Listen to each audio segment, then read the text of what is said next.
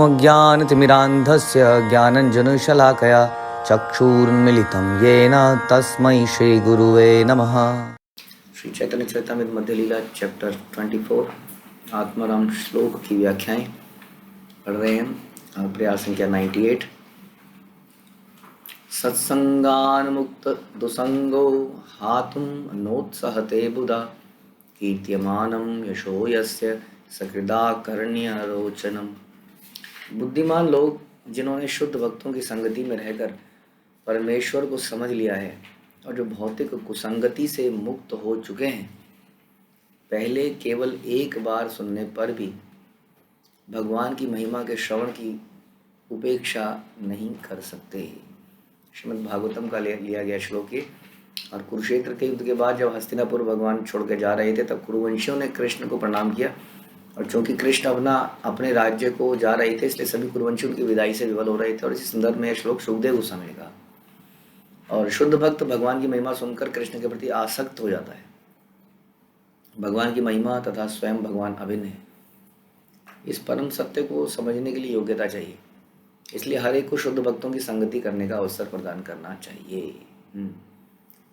कोई भी ऐसा विषय होता है जो हमारे लिए बड़ा रुचिकर है, उसको सुनते ही हमारे कान खड़े हो जाते हैं।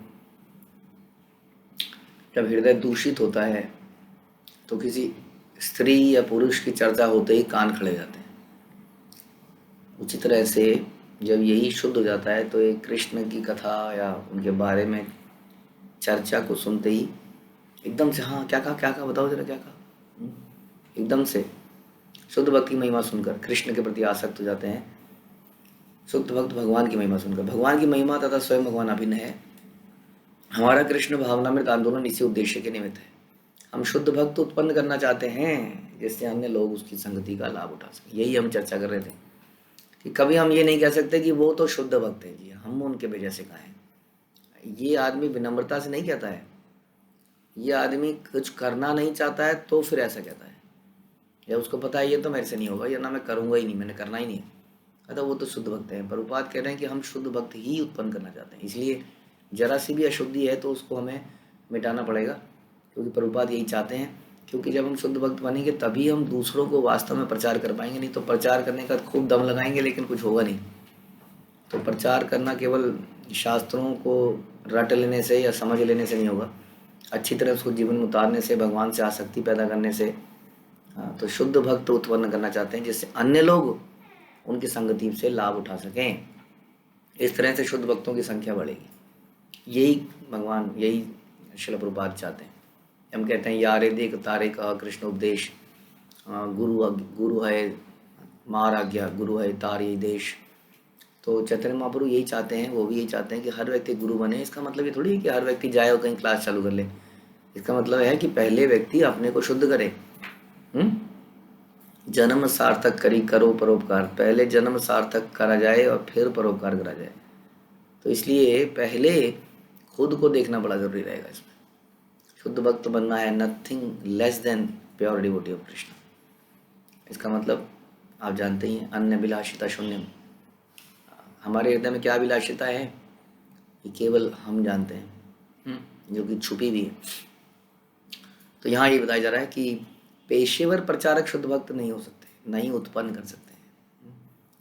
इसलिए इतनी कथाएं हो रही हैं। कल हम चर्चा कर रहे थे कि सज्जन से कि वृंदावन में एट ए टाइम 20-25 भागवतम हो रही होती हैं एट ए टाइम, एक साथ। आप कई सारे बिलबोर्ड देखेंगे, लेकिन उसमें से अधिकतर पेशेवर बन चुके हैं जिनका कार्य पैसा कमाना है।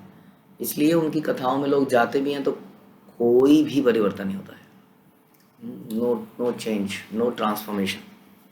तो वो केवल, और कई बार भक्तों को, क्योंकि भक्तों को भगवान से प्रेम है, भक्त लोग ऐसे लोगों की कथाएं सुनते हैं तो उन्हें अच्छा लगता है, लेकिन उसका कोई लाभ नहीं है। सच मायने में ये है बात, क्योंकि हम एक गलत चीज़ को बढ़ावा दे रहे हैं। इस प्रकार से उनके सुनकर, उनके वहाँ जाकर एक गलत प्रचलन कर रहे हैं। जितनी वहाँ भीड़ लगी रहेगी, अगर भक्त भी वहाँ जा रहे हैं तो क्या फ़ायदा हुआ। धीरे धीरे लोग देखेंगे अच्छा ये भक्त भी वहाँ जाते हैं तो मैं भी चलता हूँ। एक गलत कल्चर ही बन जाएगा, तो क्यों हम उस कल्चर को बढ़ावा दें। इसलिए प्रभुपाद बड़े स्ट्रिक्ट थे इस मामले में, और हमें भी रहना चाहिए। कैसे हम अपनी परंपरा में ही सुने, क्योंकि जो कि शुद्ध भक्त बनाने का प्रयास कर रही है। श्रीमद् भागवतम के ऐसे अनेक पेशेवर प्रचारक हैं जो अपनी जीवोपार्जन के लिए इसका प्रवचन करते हैं, किंतु वे लोग भौतिकतावादियों को भक्ति की ओर उन्मुख नहीं कर सकते। उसको सुनकर, और ये चर्चा तो बहुत हो चुकी है, आप जानते ही हैं। जीव गोस्वामी ने भी इस पे कहा है कि दूध तो दूध है, लेकिन सांप डस ले तो आप उसको दूध कहोगे? सांप उसमें जीभ लगा ले तो उसको कहेंगे हम दूध है पी लो? नहीं।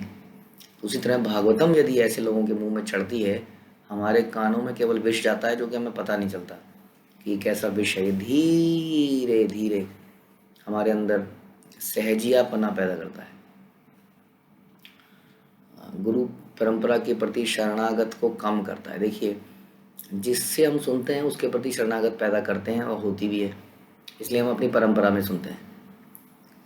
यदि हम बाहर सुनते हैं इस प्रकार के पेशेवर प्रचारकों से, तो धीरे धीरे अपनी परंपरा से भी आदमी जाता जाता है। और हमने देखा है कि ऐसे करके आदमी चला ही जाता है एकदम। इसलिए बड़ा इम्पोर्टेंट है ये चीज़ कि ये नहीं कि भागवतम हो रही है तो उसको सुनना ही है, कहीं भी हो रही है उसको सुनना ही है। ऐसा जीव गोस्वामी भी हमें कहते हैं। केवल शुद्ध भक्ति दूसरों को शुद्ध भक्ति की ओर मोड़ सकता है। इसलिए यह आवश्यक है कि हमारे कृष्ण भावनामृत आंदोलन के सभी प्रचारक पहले शुद्ध भक्त बने, और क्या न करें, अवैध यौन संबंध ना करें, अवैध संबंध ही ना बनाएं। यौन तो देखिए जी बाद में ही होता है, पहले तो संबंध बनता है। जब संबंध बनता है तो धीरे धीरे शारीरिक संबंध में कन्वर्ट हो जाता है, क्योंकि हमारा हृदय इतना पवित्र नहीं है। हम जैसे ही क्लोज आते हैं, हमारा शारीरिक एंजॉयमेंट का जो किसी तरह दबाया हुआ है हमने, भक्ति में आके वो फिर से जागृत हो जाता है। इसलिए वो प्राथमिक संबंध को ही रोकना हमारा कार्य है। तो अवैध यौन संबंध, मांसाहार, मादक द्रव्य और जुए से दूर रहने की विधि विधानों का पालन करें। उन्हें चाहिए कि नियमित रूप से अपनी जपमाला में हरे कृष्ण महामंत्र का जप करें। हाँ, भक्ति प्रियकर का पालन करें, प्रातः काल जल्दी उठें, मंगल आरती में सम्मिलित हों और नियमित रूप से भागवत और भागवतम का पाठ, भगवद गीता का पाठ करें और सुने। तो ये प्रभुपाद बता रहे हैं कि हम सबको क्या करना चाहिए, ऐसे विधि विधानों का पालन करना है। 4 नियम तो करना ही है, बड़े बिल्कुल मूल रूप में करना है। और उसके बाद में नियमित जप करें, जल्दी उठें, प्रभुपाद करें, प्रातः काल जल्दी उठें। ध्यान रखिए, 5 बजे उठने को हम जल्दी नहीं मानते हैं, आप जानते ही हैं। मंगल आरती ही 4:30 बजे हो जाती है कायदे से। तो गृहस्थों को थोड़ी छूट मिली भी है, इसलिए 5 साढ़े 5 बजे होती है, लेकिन मंगल आरती तो मंदिरों में 4:30 होती है। तो मंगल आरती में आप हम अपने कितनी बार बोलने के बाद भी आप अपने घर में आरतियाँ नहीं करते हैं। अगर आपके पास सवेरे ऑफिस जाने का बहुत ही टाइट शेड्यूल है, मान लेते हैं, तो फिर आप कम से कम शाम को कोई आरती करें। भगवान की आरतियों में अगरबत्ती जलाएं, पुष्प जलाएं, पुष्प को दिखाएं, दीपक जलाएं, चंवर और वगैरह वगैरह जो भी उसका अग्रह मतलब जल, ये अर्पित करें। एक बार तो करें दिन में कम से कम। और नियमित रूप से भागवतम और भगवद गीता का पाठ करें। ये हम सबका दिनचर्या में होना ही चाहिए, ऐसा प्रभुपाद करें। इस तरह मनुष्य शुद्ध तथा सारे भौतिक कलमश से मुक्त हो सकता है, और फिर वो दूसरों को इस ज्ञान का देगा तो उसके अंदर उनके अंदर परिवर्तन आएगा। नहीं तो आप ट्राई करके देखिए, आप लोगों के हृदयों में परिवर्तन नहीं ला पाएंगे। भक्ति का अर्थ क्या है? भक्ति का अर्थ है कि सभी इंद्रियों को इंद्रियों के स्वामी में लगाना, उनकी सेवा में, उनकी पूजा में लगाना। जब आत्मा भगवान की सेवा करता है तो उसके 2 और परिणाम निकलते हैं। वो क्या है? एक कि मनुष्य सभी भौतिक उपाधियों से मुक्त हो जाता है, और दूसरा कि यह कि मात्र भगवान की सेवा में लगे रहने से उसकी इंद्रियां शुद्ध हो जाती हैं। नारद पंचरात्र से लिया गया। तो भगवान की सेवा में लगने से ही शुद्ध होगा। कोई यदि ये कहे कि मैं पहले शुद्ध हो जाऊं, कई लोगों को हम गीता देते हैं, कहते नहीं नहीं मैं तो बड़ा गंदा आदमी हूँ, या मेरे तो ये गंदा है, मेरे घर में वो पर, तो जब लेंगे तभी तो शुद्ध होगा। किसी को कोई साबुन दिया जाए, बोले नहीं नहीं मेरे कपड़े गंदे हैं, पहले मैं धो लाऊं फिर साबुन लगाऊंगा, तो बात समझ में नहीं आती है। इसलिए गीता, जप, भक्तों का संग ही तो हमें शुद्ध करता है। ये वही साबुन ही तो है, शुद्ध करता है हमें, इसलिए इसको लेना पड़ेगा। लेकिन ओरिजिनल क्वालिटी लेनी पड़ेगी, ओरिजिनल क्वालिटी। कोई डुप्लीकेट साबुन लेते हैं ना, जो उसके वही नाम लिख देते हैं, उसके नाम में छोटा सा कुछ बदल देते हैं, आगे पीछे कोई शब्द लगा देते हैं, कोई आ का डंडा, कोई ई की मात्रा कहीं लगा देते हैं, तो पता नहीं चलता कि नाम वही है कि डिफरेंट है। इसलिए डुप्लीकेट माल से बचना चाहिए। उसी तरह से डुप्लीकेट प्रचारकों से बचना चाहिए, जो पेशे के लिए इसको करते हैं। तो मनुष्य सारी भौतिक उपाधियों से मुक्त हो जाता है जब वो क्या करता है, भगवान की इस प्रकार सेवा करने लगता है। उपाधियाँ, क्योंकि उसके दिमाग में फिर एक उपाधि सेट हो जाती है, क्या कि वो कृष्ण का दास है, क्योंकि कृष्ण के दासत्व में सेवा करता रहता है, तो ये वाली उपाधि फिक्स हो जाती है दिमाग में। और फिर बाकी उपाधियाँ अपने आप हट जाती हैं। पिता हूँ मैं किसी का, मैं किसी का पति हूँ, मैं किसी का एम्प्लॉयर हूँ, मैं कहीं पर मैनेजर हूँ, बहुत सारी उपाधियाँ हैं, और उसकी इंद्रियाँ शुद्ध हो जाती हैं। इसलिए भक्ति की भगवान की सेवा में हर किसी को पहले लगना चाहिए। वो ये नहीं कह सकता कि मैं एक प्रचारक हूँ, इसलिए मेरे लिए पॉसिबल नहीं है कि मैं आरतियाँ करूँ, मेरे लिए पॉसिबल नहीं है कि मैं व्रत रखूँ, क्योंकि मैं बड़ा ट्रैवलिंग करता रहता हूँ। अगर इतने व्रत रखूँगा तो उधर क्लास नहीं दे पाऊँगा, उधर क्लास नहीं दे पाऊँगा। ये भागवत सप्ताह चल रहा है जी, मुझे पूरे दिन बोलना है। हाँ, तो मैं बोलूँगा तो फिर कैसे व्रत रख लूँगा, और कैसे मैं आरती करूँगा, कैसे मैं पठन श्रवण करूँगा। मैं पूरे दिन बोलता ही रहता हूँ तो मैं श्रवण कब करूँगा। हाँ, इत्यादि इत्यादि इत्यादि।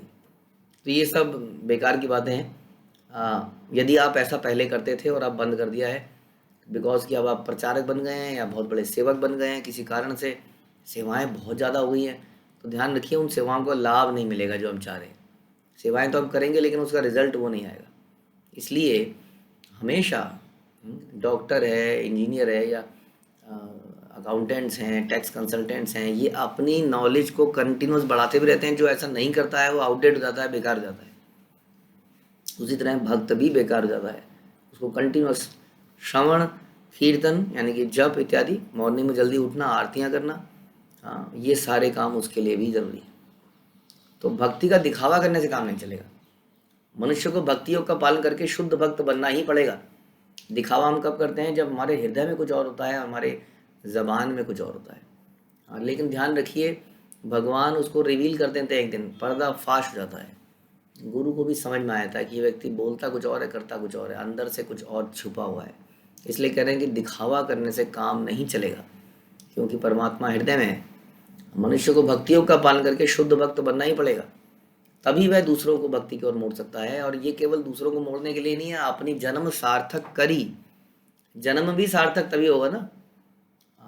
क्या फायदा होगा नहीं तो ऐसी भक्ति का। तो दिखावे की भक्ति से कोई लाभ नहीं होगा, बेकार हो गया जीवन। और हमने जीवन में नियम का पालन भी कर लिया सो कॉल्ड दिखाने के लिए, लेकिन कई चीज़ें तोड़ भी दी, मन में बुरे विचार भी ले आए, जो भी है काम क्रोध लोभ इत्यादि सब कुछ हृदय में आता ही रहा। लेकिन सामने सामने दिखाया कि नहीं, एवरीथिंग इज़ फाइन, बहुत बढ़िया है, बहुत प्रसन्न है, हम लोग तो खुश हैं। आप बताइए कुछ है मेरे अंदर कमी है तो बताइए। तभी वह दूसरों को भक्ति की ओर मोड़ सकता है। श्री चैतन्य महाप्रभु भक्ति का पालन करते थे और प्रचार भी करते थे। आपनी आचारी भक्ति करेला प्रचार। सबसे बड़ा प्रचार होता है अपने आचरण से। आदमी जब बोलता कुछ है, देखता कुछ है, तो कोई उससे नहीं सीखता है। और यही कारण है, मुझसे कुछ सज्जन एक पूछ रहे थे कुछ दिन पहले, क्या कारण है हमारे बच्चे जो भक्त नहीं बन पा रहे हैं, या इतने अच्छे भक्त नहीं बन पा रहे हैं जितना बनना चाहिए, जितना कि हम दम लगा रहे हैं, ज़बरदस्त दम लगा रखा है, लेकिन फिर भी वो बात नहीं निकल रही है, कुछ और ही कर रहे हैं, गलत सलत कर रहे हैं। क्यों? क्योंकि हमारा आचरण अलग है और हमारा क्योंकि घर के अंदर हम अपना रियल सेल्फ दिखाते हैं। पति पत्नी अक्सर बैठ के कई सारी ऐसी चर्चाएं करते हैं जो कि नहीं करनी चाहिए, या उनकी चर्चाओं से ये प्राथमिकता नहीं दिखती है कि ईश्वर ही सब कुछ है, कृष्ण ही सब कुछ है। वो कई बार धन के संग्रह की बात कर रहे होते हैं, कई बार कपड़ों की बात कर रहे होते हैं, किसी शादी में जाना है तो कैसे सजेंगे उसकी बात कर रहे होते हैं, कोई प्रॉपर्टी मिलने वाली है तो उसकी अक्सर चर्चाएं कर रहे हैं, किसी की निंदाएं कर रहे हैं। हाँ, या उनके आचरण में दिख ही नहीं रहा है कि वो अपने पठन को और कीर्तन को इम्पोर्टेंस दे रहे हैं। वो खुद जप करते हुए कई सारे काम करते जा रहे हैं। मोबाइल को, हाँ, इस हाथ में जपा है, इस हाथ से मोबाइल को ऐसे कर रहे हैं। ऐसा तो मुझे कई जगह से खबर आई है कि लोग ऐसे करके जप कर रहे हैं, क्योंकि mobile is such a dear friend and जीवन साथी मोबाइल बन चुका है। तो जब बच्चे ये सब चीज़ें देखते हैं कि व्यक्ति जप कर, मेरे मम्मी पापा जप कर रहे हैं, और जप करते करते बीच में 2-4 फ़ोन घुमाए जा रहे हैं, हर माला में 3 फ़ोन घुमा दे रहे हैं, ब्रेक भी हो जा रहा है उनका एक। ये छोटी छोटी बातें ध्यान रखिए, क्योंकि हमारे आचरण में प्रॉब्लम है। इसलिए हमारे बच्चों ने, प्रॉब्लम ये है, ऑब्जर्वेशन से सीख लिया है क्या कि ऐसे करना है। बोलते तो हैं हम नियमों का पालन करना है, ये करना है, लेकिन कई बार हम चर्चा करते हैं, हाँ तेरी शादी तो उससे कर देंगे, तेरी शादी तो उससे कर देंगे। घर में चर्चाएं हो रही हैं, इसकी शादी। अब बच्चा सोचता है अच्छा हो शादी करना is the purpose of life, क्यों ना ये ढूंढ रहे हैं, क्यों ना मैं ही ना ढूंढूं अपने आप। हाँ, तो वो अपने आप ढूंढने लगता है। बचपन में 6ठी क्लास में, 7वीं क्लास में, 8वीं क्लास में, बताइए, ये सब हमारे कमियां हैं बेसिकली। हाँ, हमें कहीं से डांट पड़ी, हम घर में आए, पत्नी से बोला बेकार है यहाँ पे सब कुछ, कुछ नहीं है, कुछ भी कर लो यही मिलता है यहाँ पर। वही 2 लोगों को पूछा जाता है। अब ये सोचिए, ये सारी बातें आपके बच्चे सुन रहे हैं क्योंकि हमारे अंदर अशुद्धि है, इसलिए वो ऑब्जर्वेशन से ट्रांसफ़र हो रही है। हाँ, हम कुछ मोबाइल में गलत देख रहे हैं, हम सोचते हैं हमारे बच्चे को पता ही नहीं है।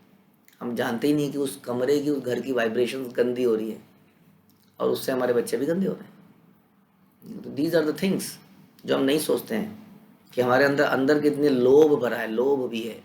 अब जब हमने आसक्ति लगा रखी है, मैं और मेरा परिवार, हम घर में चर्चा क्या करते हैं, चलो बेटा चलो जल्दी चलेंगे नहीं तो प्रसाद खत्म हो जाएगा, माना। देखिए ये छोटी छोटी बातें हैं, ये आप कर ही देते होंगे हम लोग बातों बातों में। हाँ, हम पूछते हैं फ़ोन करके, तूने खा लिया, नहीं तू लाइन में आगे लग जाइयो, ध्यान रखियो। तो उसको समझ में आ गया ना, ये मेरा परिवार इज़ अ डिफरेंट एंटिटी। वो पापा के लिए ले आइयो, पापा आए नहीं है, उसके लिए ध्यान से, कोई मना करेगा तो मेरे को बताइयो। देखो एक सेंटेंस बोला आपने बस, कोई मना करेगा तो मेरे को बताइए। आप सोचिए क्या आप ऐसा करते हैं कभी? मैं तो जस्ट कुछ एग्जांपल दे रहा हूँ, आई डोंट नो क्या क्या होता होगा, जो मेरे दिमाग में कुछ बातें आती हैं। जब हम अपने परिवार को प्राथमिकता दे देते हैं तो बच्चे के अंदर मैं और मेरा की भावना आ गई। अब इतना दम लगाया, इतने लेक्चर पिलाए, लेकिन वो लेक्चर बिल्कुल ऊपर से निकल जाएंगे और बहुत ही डेंजरस स्थिति है, क्योंकि जब कोई नया व्यक्ति आता है ना तो उसको चुभती हैं बातें, हृदय में लगती हैं, घुसती हैं। लेकिन जो पुराना हो जाता है ना तो उसके लिए वो बातें सुनी सुनाई हो जाती हैं। तो लेक्चर सुनने के बाद भी वो हृदय में उतरती नहीं। इसीलिए मैं कोशिश करता हूँ कि किसी तरह से वो हृदय में कचोट लगे और आदमी सोचने पे मजबूर हो, हाँ ऐसा तो हम कर ही देते हैं। जब आपके लिए आपका परिवार इम्पोर्टेंट है तो कल के लिए उसको उसका परिवार इम्पोर्टेंट हो जाएगा, जिसमें आप नहीं होंगे, जिसमें उसकी बीवी होगी और उसके बच्चे होंगे। ध्यान रखिए इस बात को, ये दिन ज़्यादा दूर नहीं है, क्योंकि हमने ही उसको ट्रेन किया। हमने उसको ये ट्रेन करा ही नहीं कि कृष्ण क्या है, वसुदेव कुटुंबकम, जैसे शिला प्रभुपाद ने पूरे संसार को कुटुंब बनाया। हमने वो सीखा ही नहीं, ना हमने सिखाया, क्योंकि हमारे अंदर ही नहीं है वो। इसलिए केवल लेक्चर देने से मैं भी क्या कर लूँगा, अब कोई भी क्या कर लेगा। यहाँ बता रहे, आपनी आचारी भक्ति करीला प्रचार। हम अपने आचार से, आचरण से ही प्रचार करते हैं वास्तव में, और ऑब्जर्वेशन से आदमी ज़्यादा सीखता है और फिर बातों को कहीं कहानी ले लेता है। जैसे हम बोलते हैं कि भोग लगवा खाना चाहिए, हम बहुत साल पहले की बात है, हम यात्रा में गए थे तो एक बहुत बड़े सीनियर प्रचारक थे। उन्होंने क्या किया, बस से उतरे और नीचे खड़ा था एक खीरे वाला। हाँ जी कितने का लगा है, कितने का है बता, बताते बताते कुछ खीरे के टुकड़े उठाए और मुंह में, और ऐसे ही उन्होंने आगे जाके एक मूंगफली वाले के साथ किया। कुछ नहीं बोला। अब उसके बाद ही हो सकता है वही भक्त लेक्चर दें, भगवान को भोग लगा के ही खाना चाहिए, क्योंकि ये बात है ना रट ली है बेसिकली, और सुनने वाले भी सुन रहा है हाँ खाना चाहिए, लेकिन उसने उस ऑब्जर्वेशन से कुछ और सीख लिया है, क्योंकि आप सीनियर थे, आपने ऐसा कर दिया, दूसरे भी सीखते हाँ रेडी में जाके क्या है ऐसा बोला तो क्या है, रॉ खाने में क्या दिक्कत है प्रभु जी, हाँ पका हुआ नहीं खाना चाहिए किसी का बना हुआ। हाँ, इसका मतलब खीरे टमाटर गाजर रेडियों से खरीद के खा लेने चाहिए, क्योंकि वो तो कच्चा है। बहुत बढ़िया फिलॉसफी है। फिलॉसफी भगवान को तृप्त करने की है, और ये सब टेक्निकल चीज़ों में जाने के बजाय ये सोचिए कि एम आई प्लीजिंग कृष्णा और not I am pleasing my self, ये फिलॉसफी है।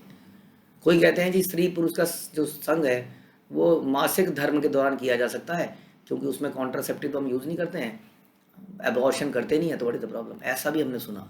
बताइए कैसे कैसे सिद्धांत लोग बना लेते हैं। प्रिंसिपल इन टेक्निकलिटी से मत जाइए आप। प्रिंसिपल बहुत सिंपल है कि क्या मैं कृष्ण को प्रसन्न करने की कोशिश कर रहा हूँ या अपने को प्रसन्न करने की कोशिश कर रहा हूँ। अगर ये फिलॉसफी समझ लेंगे तो सारी बातें अपने आप समझ में आ जाएंगी उसके बाद। इसलिए अपनी आचारी ध्यान रखिए, बच्चों का पथ से बिगड़ना हमारे लिए सबसे बड़ा दुख बनने वाला है। हाँ, ये इसकी जिम्मेदारी हमारे ऊपर। क्यों? क्योंकि मैंने अपने कुंठित विचारों को रोका नहीं अपने अंदर ही। अपनी पत्नी से चर्चाएं करी, पत्नी ने पति से चर्चाएं करी, बच्चे ने ऑब्जर्व करी और बच्चा बेकार हो गया। तो यदि प्रचारक भक्ति में रहकर समुचित आचरण करता है तो वह दूसरों को बदल सकता है, अन्यथा उसका प्रचार कार्य व्यर्थ रहेगा। दुसंग कहिए कई तब आत्मवंचना, कृष्ण कृष्ण भक्ति विनु अन्य कामना। अपने आप को और दूसरों को ठगना कई तब कहलाता है। अपने आप को ठगना कितनी बुरी बात है। दूसरों को तो संसार ठग ही रहा है, लेकिन हम भक्ति में आके अपने आप को ठगते हैं। सच में हम अपने आप को ठगते हैं, क्योंकि वही जैसे वही बातें फिर से, क्योंकि हमारे अंदर से वो विचार जाते ही नहीं है। कितना भी हम समझा लें, लेकिन ये मैं और मेरा और क्या बताएं इसके बारे में, नेवर नेवर एंडिंग डिस्कशन। क्योंकि दुख होता है जब हम देखते हैं, अगेन, जब एक नाव को खूंटे से बांध लेंगे तो उसमें कितने भी चप्पू चला लो, नाव आगे नहीं जा सकती है। और हमें रियलाइज कब होता है, प्रभु जी इन सब का हो गया, मैं रह गया प्रभु जी। ऐसे कैसे प्रभु जी, ये सब भी चले गए, ये आपके साथ चले गए, हम रह गए। क्योंकि आपकी नाव तो खूंटे में बंधी थी ना, बाकी नहीं बंधी होंगी तो चली गई आगे। चप्पू आप भी मार रहे थे, मानते हैं इस बात को, चप्पू भी मार रहे थे, आपने भी उतना ही दम लगाया होगा, लेकिन आपने खूंटे अटका रखे थे अपनी भावनाओं के, अपनी थिंकिंग के। इसकी वजह से आप वहीं पर रह गए। अब आपको रियलाइज़ हो रहा है जब सारी नाव आगे चली गई तो। इसको है कैतव कहते हैं, इसको कैतव, ठगना, दूसरों को ठगना, अपने आप को ठगना। और इस तरह ठगने वाले ठगों की संगति करना दुसंग कहलाता है। ऐसे लोगों की ठगी तो दो नावें जो अटक गई क्या करती हैं वो, ये सब बकवास है। हाँ, इसी को पूछा जा रहा है, देखो वो नाव चलेगी, देखो वो चलेगी। अब वो ये दोनों नावें रुक गई हैं किनारे में, अब ये क्या करें बेचारी। ये दोनों नावें आपस में बात कर रही हैं। हाँ, और आपस में ये बात नहीं कर रही हैं कि हमने क्या गलत किया कि हम यहाँ से निकल जाते, अब खूंटा निकाल सकते हैं क्या, अब तेज़ी से चप्पू चला सकते हैं क्या, वो लोग आगे निकल गए। अब ये बैक बाइटिंग करते हैं, मतलब ये पीछे से खुसर फुसर करते हैं। हाँ, और ये इटर्नली यहीं पर बंधे रह जाते हैं। ये बता रहे हैं यहाँ पर, इस तरह ठगने वालों की, ठगों की संगति करना दुसंग कहलाता है। ध्यान रखिए, भक्तों के जीवन में माया भक्तों के माध्यम से आती है, क्योंकि हमारे जीवन में कोई दूसरे का संग तो है ही नहीं, हम देखते ही भक्तों को हैं। तो एक तो दूसरे इंद्रिय तृप्ति लोगों की संग करना समस्या है, बहुत बड़ी समस्या है वास्तव में। जो भक्त नहीं है उनकी संगति में रहना, दिमाग में कुछ ना कुछ परिवर्तन होता ही है।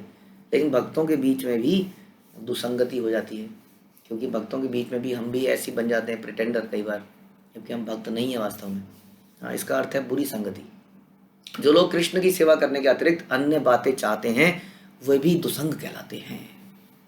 समझ में आया आपको अक्सर मैं बोलता हूँ कि आप कुछ भक्तों के बीच में बैठते हैं तो आप सुनिए क्या बातें हो रही हैं। अगर वो बातें कृष्ण के अतिरिक्त कोई और बातें करना चाह रहे हैं वो लोग, कृष्ण की सेवा, भक्तों की सेवा के अलावा, तो वो दुसंग है, उससे बचिए, नहीं तो बहुत जल्दी बीमारी लग जाएगी। धर्म प्रवंजित कई तवो अत्र परमो निर्मत सराणाम सताम वैद्यम वास्तव मत्र वस्तुदिव वस्तु शिवदम ताप त्रियोन्मूलनम श्रीमद्भागवते महामुनि कृते किं वा परेरीश्वरः सद्यो हृदवरु द्यत्यत्र कृतिभिः शुश्रूषुभिस्तत्क्षणात्। महामुनि व्यासदेव द्वारा 4 प्रारंभिक श्लोकों से विरचित महान शास्त्र श्रीमद् भागवतम में अत्यंत दयालु हृदय वाले उन्नत भक्तों का वर्णन हुआ है, और इसमें भौतिकता से प्रेरित धार्मिकता के वंचना मार्गों का पूरा बहिष्कार हुआ है। यानी कि श्रीमद् भागवतम में कोई भी आप देखेंगे कहीं पर कोई ऐसा व्यंग नहीं आएगा कि जीवन को में सुख सुविधा लाने के लिए ऐसा कीजिए, इसको करने के लिए कीजिए। उसमें केवल भगवान और भगवान की सेवा, इन्हीं चीज़ों के बारे में बात होगी। और ये इस तरह के कई तब धर्मों का बहिष्कार करता है। वो क्लियरली बताता है कि दिस इज गॉड, इन भगवान को कैसे प्राप्त करना है, क्या करना है। वह शाश्वत धर्म के सर्वोच्च सिद्धांतों की स्थापना करता है जिनसे जीव के 3 प्रकार के कष्ट वास्तविक रूप से दूर हो जाते हैं, और वह संपन्नता और ज्ञान के सर्वोच्च वर्ग को प्रदान कर सकता है। जो लोग विनीत होकर सेवा भाव से शास्त्र का संदेश ग्रहण करना चाहते हैं वे तुरंत ही भगवान को अपने हृदय में बंदी बना लेते हैं। अतएव श्रीमद् भागवतम के अतिरिक्त अन्य किसी शास्त्र की आवश्यकता नहीं है। Yes, it is not like कि मैंने भागवतम खत्म कर दिया है, मैं पता नहीं कहाँ पर जाके कौन सी किताबें खरीद लाते हैं लोग, जो परंपरा में ही नहीं है, ऐसी किताबों को खरीदने लगते हैं। ध्यान रखिए, हाँ, ये ग्रंथ अपने आप में ही बहुत बड़ी चीज़ है, इसको ध्यान से सुनना इसके लिए। क्योंकि इसमें कोई धोखा नहीं है, क्योंकि हम बात कर रहे हैं अपने आचरण की, कैतव की, अपने आप को ठगने की। इसलिए ये ही है असली चीज़ जिसमें शुद्धता से बताया गया है। शुद्ध भक्तों के लक्षण बताए गए हैं, उनकी कहानियाँ बताई गई हैं, उनके जीवन का आचरण है। हम अम्बरीश महाराज सुनते हैं, हम क्या क्या नहीं सुनते। भागवतम में अनलिमिटेड कहानियाँ हैं भक्तों की, जिनके जीवन से हम सीख सकते हैं। उसको पढ़ते हुए ये मत सोचिए अरे ये तो करदम मुनि थे ना, मैं कहाँ से कर पाऊँगा। आई एम नॉट करदम मुनि, आई एम नॉट अम्बरीश महाराज। ये कहना बिल्कुल गलत है। इस कारण से हम अपने ग्रोथ को रोक रहे हैं। हम अक्सर बोलते हैं aim for the sky you will hit the mountain. हमारे लक्ष्य बहुत ऊंचा होना चाहिए, ध्यान रखिए। लक्ष्य बहुत होना, लक्ष्य को नीचे रखेंगे तो फिर तो हाँ लक्ष्य का साबुन मिलेगा, कुछ नहीं मिलेगा। प्रशब्दे मोक्ष वांछा कैतव प्रधान, यही श्लोके श्रीधर स्वामी करियाचिन व्याख्यान। प्रोंजित शब्द में प्रारंभ में प्र उपसर्ग विशेष रूप से प्रोक्ष मोक्ष कामी है या ब्रह्म में लीन होने के इच्छुक लोगों की ओर संकेत करता है। ऐसी इच्छा को ठग प्रवृत्ति में प्रमुख मानना चाहिए। जो मोक्ष मोक्ष मोक्ष मोक्ष मोक्ष मोक्ष मोक्ष बोलते हैं लोग, अधिकतर लोग यही बोलते हुए दिखेंगे आपको, निर्वाण मोक्ष, ये कह रहे हैं चैतन्य महाप्रभु, ये इच्छा ठग प्रवृत्ति में सबसे बड़ी है। महान भाष्यकर श्रीधर स्वामी ने इस श्लोक की व्याख्या इस रूप में करी है। ये जो मुक्त होने की जो इच्छा है ना, ये क्या है, सबसे बड़ा ठगी है। कई लोग कहते हैं मैं शरीर से तंग आ गया हूँ, जान दे देता हूँ, शरीर त्याग देता हूँ, ये भी मुक्ति की इच्छा है। वो व्यक्ति भी ठग है वास्तव में, क्योंकि इस शरीर को भगवान ने सेवा के लिए दिया है। तो हमारी इच्छा सेवा की होनी चाहिए, ना कि मुक्त हो जाने की। ध्यान रखिए, हम लोग सेवाओं को कई बार निपटाते हैं, निपटा है ना, ये वर्ड सुना होगा आपने, निपटा दिया। हाँ, तो जल्दी से ख़त्म करना चाहते हैं, जल्दी। हम अक्सर बोलते हैं कि डिवोशनल एक्टिविटीज़ को कम थोड़ी करना है, बढ़ाना है। प्रभुपाद ने तो इस पर बहुत बोला है कि टेक्नोलॉजी ने काम कम करने का प्रयास किया, ऑल्दो काम कम नहीं हो पाया संसार में, लेकिन उस टेक्नोलॉजी ने काम जब कम किया तो हजारों लाखों करोड़ों किसान बेकार हो गए। जब किसान खाली बैठे रहे तो उन्होंने इंद्रिय तृप्ति की इच्छाएं हुई, तो वो शहरों की तरफ भागे। अब ऐसे देशों में जहाँ पर 75-70% कृषि पर ही डिपेंडेंट हैं, लोग एक्सेस हैं, जब आप टेक्नोलॉजी ले आओगे तो जो लोग खाली हो जाएंगे तो वो क्या करेंगे। हाँ, तो वो चोरी चकारी शहरों में भागे इंद्रिय तृप्ति करेंगे, जो कि हो रहा है। जितने भी मुआवजे के केसेस आए जहाँ पे लोगों को ज़मीन ली गई, मुआवजे दिए गए, हमने देखा कि उन लोगों ने इतने बिगड़ गए, उनकी इतनी बुरी आदतें लग गई क्योंकि खाली हो गए और करोड़ों रुपए उनके पास आ गया। हाँ, उससे उनका जीवन बेकार ही हुआ, अच्छा नहीं हुआ। हाँ, तो खाली रहना कोई अच्छी चीज़ नहीं है वास्तव में। इसलिए डिवोशनल एक्टिविटीज़ को समाप्त करने का प्रयास मत कीजिए, बढ़ाने का प्रयास कीजिए। और कैसे सेवाएं बढ़ाई जाएं, ये नहीं कि कैसे जल्दी से जो काम मैं 4 घंटे में करता था 1 घंटे में निपटा के 3 घंटे सो जाता हूँ। अगर आप 1 घंटे में निपटा भी पा रहे हैं तो क्यों ना उसी सेवा में क्वालिटी को एनहांस किया जाए, इस प्रकार से। तो सकाम भक्त यज्ञ ज्ञान जानी दयालु भगवान, स्वचरण दिया करे इच्छा प्रधान। जब दयालु भगवान ये समझ लेते हैं कि मूर्ख भक्त भौतिक संपन्नता चाहता है तो क्या करते हैं, हाँ, तो वे उसे अपने चरण कमलों में कृपा करके शरण देते हैं। इस तरह भगवान उसकी अवांछित इच्छाओं को ढक देते हैं। लेकिन ये बहुत ही शरणागति वाले लोगों के साथ होता है। हाँ, जब आम व्यक्ति ऐसे ही कई बार इच्छा करता है, तुरंत भगवान के पास आता है, तो भगवान उसको फिर कहते हैं ये जब इसी से सेटिस्फाई हो रहा है तो ओके। लेकिन फिर भी ऐसा बोला जाता है कि भगवान के पास लगे रहने से, अगर वो कंटिन्यूसली लगा रहा तो उसके अंदर शुद्धता आई जाती है। हाँ, क्योंकि परम शुद्ध के साथ रहने से हमारे अंदर शुद्धता आएगी। तो भगवान क्या करते हैं, भक्त की इच्छाओं को ढक देते हैं। अब वो ये उसके ऊपर है, यानी कि ढकी हुई है अभी तक, हाँ, लेकिन अगर उसने संगति जरा से भी गलत करी तो दोबारा से उठ जाती है। तो इसलिए भगवान की शरण में लगे रहें, भक्तों की शरण में, तो ये इच्छाएं जो हमारी अनंत काल से हैं ये दबी रहेंगी और धीरे धीरे इनका मूल यानी कि जड़ खत्म हो जाएगी। सत्यम दिशति अर्थित मर्थितो नृणाम नेवार्थ दो यत पुनरर्थिता यतः स्वयं विद्यते भजताम अनिच्छताम इच्छा प्रधानम निजपाल पल पाद पल्लवम। जब भी कोई कृष्ण की से अपनी इच्छा पूर्ति के लिए प्रार्थना करता है तो वो इसे अवश्य ही पूरा करते हैं, किंतु वे कोई ऐसी वस्तु प्रदान नहीं करते जिससे उसे बारंबार अपनी इच्छाएं और पूरी करने के लिए याचना करनी पड़े। तो भगवान इस प्रकार पूरी करते हैं कि उस व्यक्ति की इच्छाएं समाप्त हो जाएं। जब मनुष्य अन्य इच्छाएं होने पर भी भगवान की सेवा में लगा रहता है तो कृष्ण उसे बलात् जबरदस्ती अपने चरण कमलों में शरण प्रदान करते हैं, जहाँ व्यक्ति अन्य सारी इच्छाओं को भूल जाता है। कब ऐसा होता है? जब व्यक्ति के अंदर इच्छाएं हैं लेकिन फिर भी अपनी इच्छाओं को मार कर वो भगवान की सेवा में लगा रहता है। ऐसा नहीं है कि उसकी इच्छाएं समाप्त हो गई। हाँ, अभी पूरी तरह से शुद्ध नहीं हुआ है ना। हमने सुना था कि सर्वोपाधि विनुत्तम तत्परत्वेन निर्मलम, यानी कि भक्ति में लगा रहने से उसकी इंद्रियां निर्मल होती हैं, लेकिन अभी निर्मल नहीं है। अभी इच्छाएं हैं लेकिन हम मार रहे हैं इच्छाओं को, रोक रहे हैं, नहीं this is wrong, this is wrong desire, this is wrong desire, this is wrong desire. हम क्या करते हैं? इच्छाओं को रोकने का प्रयास करते हैं। जैसे बोलते आपूर्यमालम अचलम प्रतिष्ठम समुद्रम आपः प्रविशन्ति यद्वत् तद्वत् कामा या प्रविशन्ति। तो हम बोलते हैं कि किस प्रकार हमारे हृदय में भी उतनी इच्छाएं गिरती हैं जैसे समुद्र में लहरें गिरती हैं। कितनी लहरें हैं? अनंत लहरें हैं, हर सेकंड में लहरें आती रहती हैं, आती रहती हैं, आती रहती हैं, ऐसी इच्छाएं आती रहती हैं। लेकिन जो उन इच्छाओं को रोकने का प्रयास करता है, जैसे समुद्र अपना तट को बढ़ाता नहीं है, वो तट में ही सारी लहरों को समेटता रहता है। ये नहीं कि लहरें उछल के वो बिल्डिंग, अगर जरा सा भी समुद्र का पानी बाहर आया तो खत्म है सब। उसी तरह से ये इच्छाएं जरा से भी बाहर आई तो सब खत्म है। यथा क्या है वो संहरते चाम कुर्मा अंगानी वो सर्वशा, जैसे कुर्म जो है अपने अंगों को अंदर खींच लेता है, वैसे ही हमें अपनी इंद्रियों को अंदर खींचना चाहिए, बाहर की तरफ नहीं।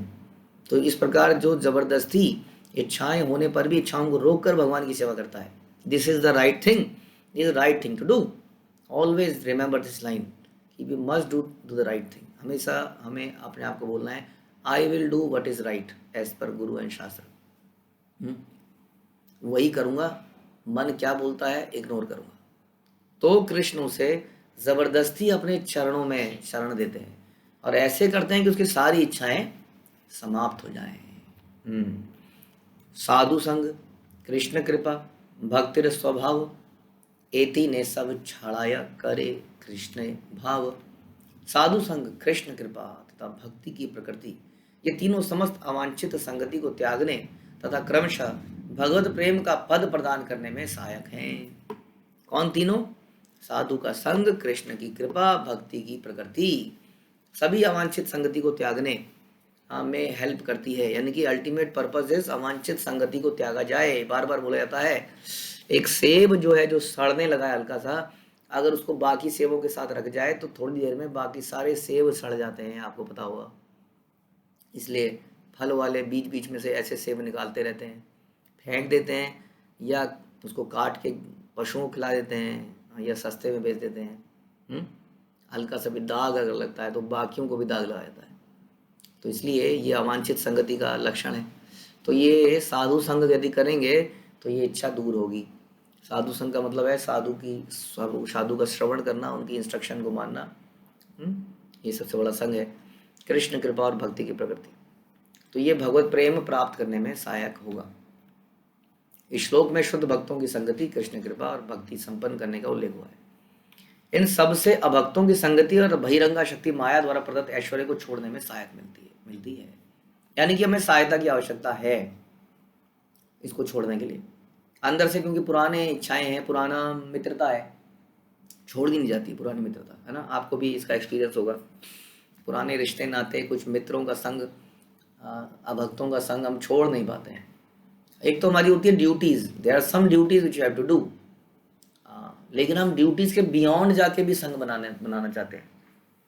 आप सभी जानते हैं संतान को बड़ा करना हमारा कर्तव्य है, लेकिन संतान में ही लगा रहना उसी तरह से माता पिता की सेवा करना हमारा कर्तव्य है, लेकिन माता पिता में इतना ही लग जाना कि हम बाकी चीज़ छोड़ दें, तो ये है।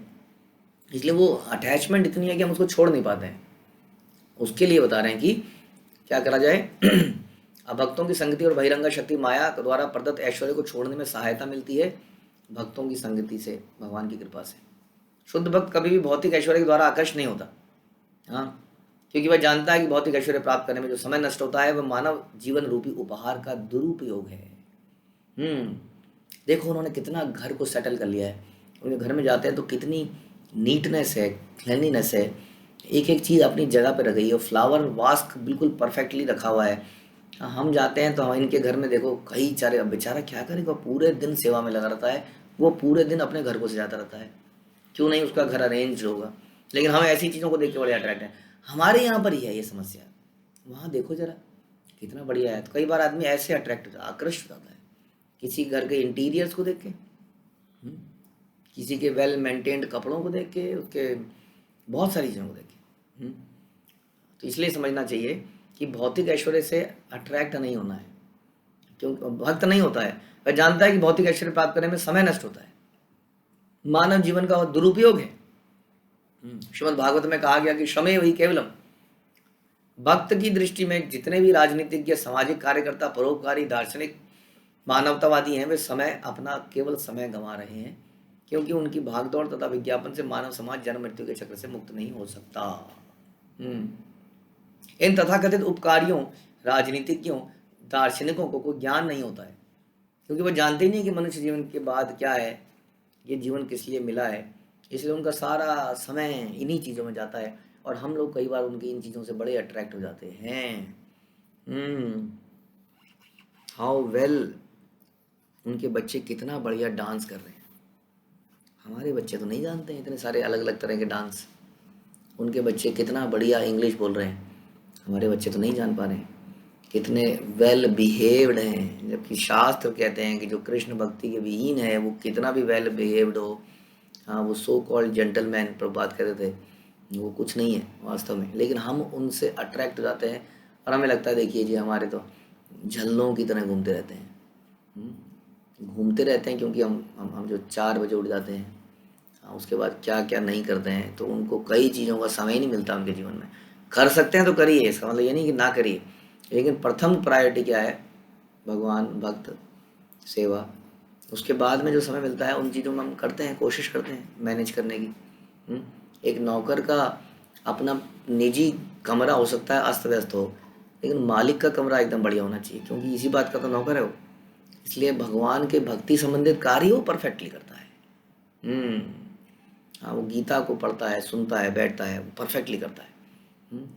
हम जो भी भक्तिमय कार्य हैं जितने भी हैं आप जानते ही हैं, अपना जीवन की स्टार्टिंग, मॉर्निंग की स्टार्टिंग को नहाने धोने के बाद तिलक लगाता है। अब तिलक लगाने में भी आप काइटव मत कीजिए, हाँ, कि माथे पे तिलक है ना, माथे रा तिलक गौर मिले ना, भक्तिनोद ठाकुर गाते थे कि ये माथे पे तिलक लगाने से गौर नहीं मिलेंगे, क्योंकि उसमें भी ढोंग किया हुआ है। चौकटा दुनिया में दिखता है तो चौकटे में तिलक लगा रखा है, पूरे शरीर में नहीं लगा रखा है, तो किसके लिए लगाया पता नहीं। तो भक्त क्या करते हैं, सवेरे उठते हैं, बड़े अच्छे से तिलक लगाते हैं, साफ कपड़े पहनते हैं।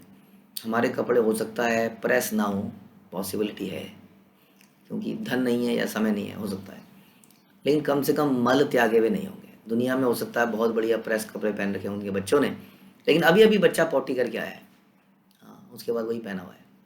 दिस इज पॉसिबल है, यू नो दैट। हाँ, तो इसलिए अंदर से हमें पता नहीं है कि वास्तव में आंतरिक शुद्धता है कि नहीं, लेकिन बाहरी शुद्धता दिखती है और हम उससे अट्रैक्ट हो जाते हैं, और हम उस जीवन से भी अट्रैक्ट हो जाते हैं। हमें ऑपुलेंस, हमें ये सब सो कॉल्ड क्लेanलीनेस अच्छी लगती है, जबकि इंटरनल बहुत ही दुर्गंध है।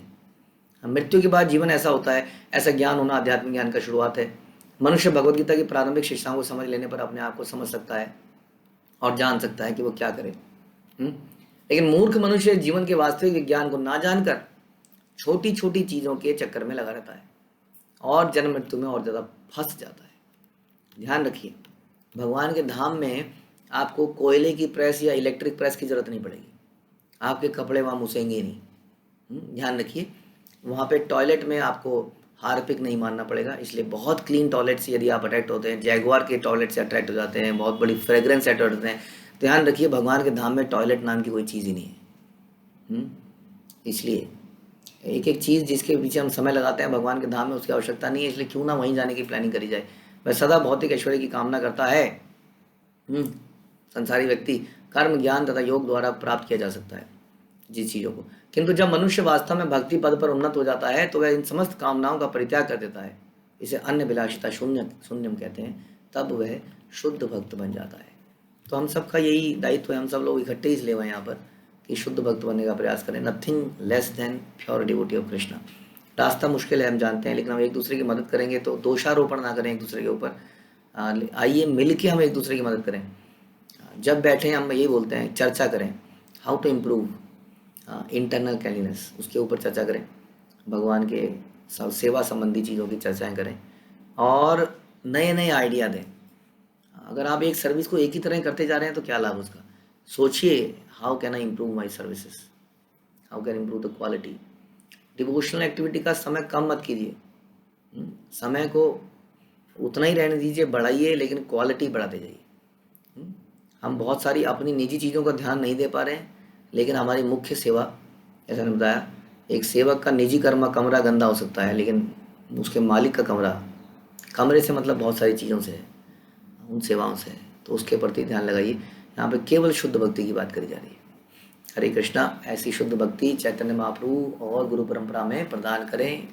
शिल प्रभुपाद की जय। श्री चैतन्य चरितामृत की जय। श्री कृष्णदास कविराज की जय।